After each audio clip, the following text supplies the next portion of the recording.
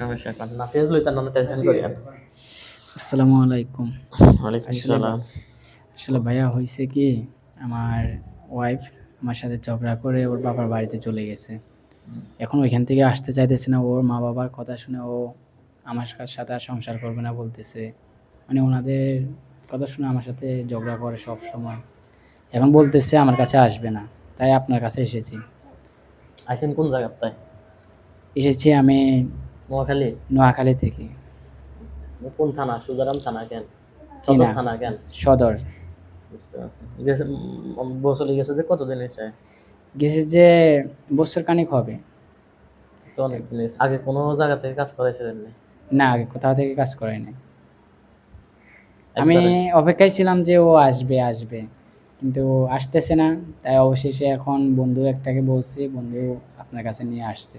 Total কথাই হয় না নাকি কথাটা তো হয় মাঝে মাঝে? কথা হয়, কথা হয়। মোটামুটি কথা হয় কেন? হ্যাঁ, মোটামুটি কথা হয়।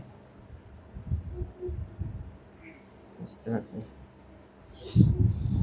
ঠিক আছে, দেখি কি করা যায় ইনশাআল্লাহ।